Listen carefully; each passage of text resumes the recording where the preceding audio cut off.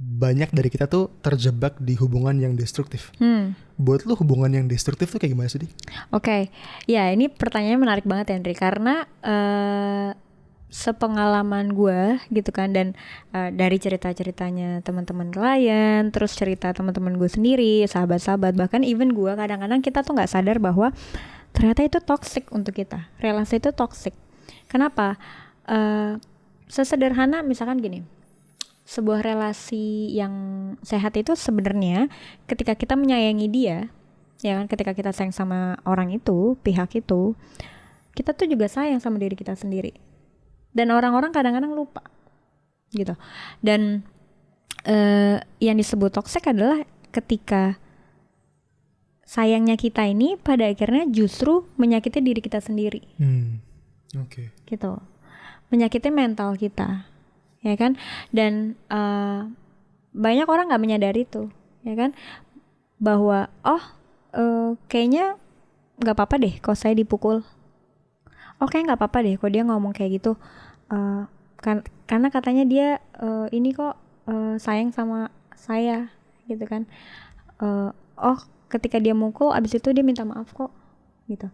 Kita nggak sadar bahwa perilaku itu sebenarnya mungkin tidak membunuh kita secara fisik, ya kan, atau bahkan bisa berisiko juga ke fisik, tapi mental kita gitu kan, perlahan-lahan kayak apa ya, dibunuh pelan-pelan lah ibaratnya. Satu hal Di, itu tuh menarik karena di kepala gue baru nyadar bahwa toxic relationship itu adalah hubungan di mana lu tuh sayang sama dia. Jadi lu nggak benci sama dia, toh lu masih di dalam hubungan sama dia kan. So lu sayang sama dia, tapi sayang lu itu menyakiti diri lu sendiri. Itu eye opening sih. Benar. Yeah. Jadi bukan nggak segampang ini kubu gua, ini kubu lu, ini gua, ini lu, kita berantem gitu. Tapi ini kita bareng-bareng, tapi kok gini sih, jadi kayak dibunuh pelan-pelan sih, kayak ditusuk pakai pisau pelan-pelan gitu. Itu nggak menyenangkan ya. Gitu. Orang suka mikir bahwa hubungan yang destruktif itu ketika misalkan kita sering banget berantem. Jangan salah, namanya berelasi kita pasti, kan manusia beda-beda ya. Manusia tuh sesama-samanya kita tuh pasti punya perbedaan, ya kan. Dan perbedaan itu kadang-kadang memang membuat konflik, membuat friksi. Tapi bukan berarti kayak setiap kita marah itu jadi destruktif gitu kan. Nah, yang menjadi destruktif adalah ketika konfliknya itu pada akhirnya ya tadi membunuh kita pelan-pelan, membunuh kepercayaan diri kita, memanipulasi pikiran kita, realita kita gitu kan.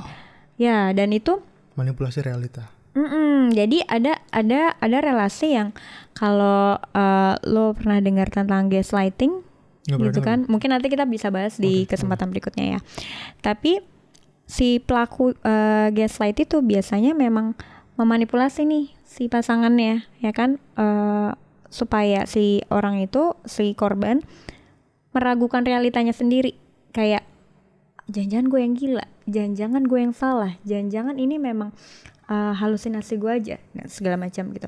Ketika kita aja udah mulai meragukan diri kita sebagai manusia gitu, kita perlu bertanya lagi kayak sebenarnya ini relasi yang sehat nggak ya buat gue gitu.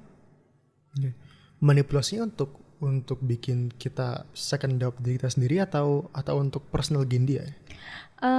Personal gain tentu aja, ya kan, karena dan kalau misalkan toxic relationship itu, ini satu hal yang menarik ya, dan kita coba berusaha untuk netral, ya kan, karena kadang-kadang si pelaku atau orang yang melakukan perbuatan yang tidak menyenangkan ke orang lain itu pun kadang-kadang nggak sadar.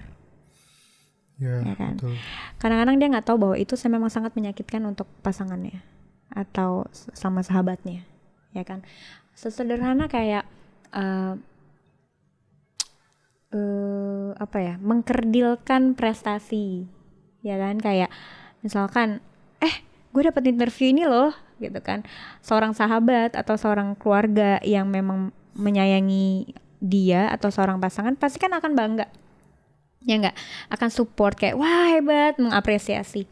Tapi ada juga relasi di mana kayak gitu aja lo bangga gitu. Itu kan padahal itu pencapaian kita nih, tapi dikerdilkan. Itu sebenarnya juga merusak. Dan itu dia nggak sadar ngelakuin itu. Kadang-kadang jadi kayak habit gitu ya. Kadang-kadang orang-orang yang melakukan itu, pertama dia sampai di titik yang kayak ini kan bercanda aja. Ya kan kadang-kadang kita dengar kan itu bercanda aja lagi, itu casual lagi, itu omongan biasa. Tapi dia nggak sadar bahwa omongan-omongan yang sesederhana itu mungkin bisa membunuh mentalnya orang yang tadi gitu kan. Dan bahkan orang yang dapat pernyataan seperti itu juga nggak sadar bahwa itu menyakiti dia. Ya kan, jadi kalau kita bicara tentang healthy relationship, itu sesederhana itu sebuah hubungan yang bisa membuat kita menjadi cinta sama diri kita sendiri, menyayangi diri kita sendiri, dan terbangun menjadi lebih baik gitu. Kalau kayak gitu kan tadi yang situasi yang tadi kan si orangnya pada akhirnya nanti kalau dia dikasih apresiasi di kantor nih atau apa, dia jadi ragu untuk cerita karena kayak nggak penting deh, ya kan? Tanpa dia sadarin, self-esteemnya jadi turun. Betul. Tanpa dia sadarin, dia nggak percaya diri lagi. Menurut gue itu barometer yang bagus banget sih. Dimana kalau kita ragu nih, ini hubungan healthy apa nggak healthy ya? Healthy apa toxic ya? Itu barometernya adalah apakah hubungan itu membuat lo jadi lebih sayang sama diri lo sendiri. Itu kayak waktu gue denger itu gue kayak iya benar. Iya. Atau kayak gini misalkan. Habis liburan gitu kan, makan banyak apa segala macam, terus kita gendutan ya kan, terus ada beberapa orang yang kayak lu gendut banget sih lu gitu.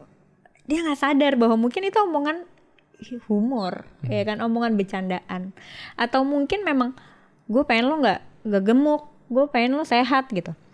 Tapi packagingnya mungkin kayak gitu ya. Dan orang yang menerimanya bisa dua kan, bisa dia santai, bisa jangan-jangan dia masukin tuh ke dalam kayak kayak gue gendutan, kayak gue langsung mengkritisi diri.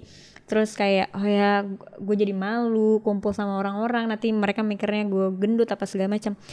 Sebuah relasi yang sehat, misalkan kalau itu dua orang sahabat ya atau keluarga aja, sederhana kayak kita mulai besok kita olahraga bareng ya.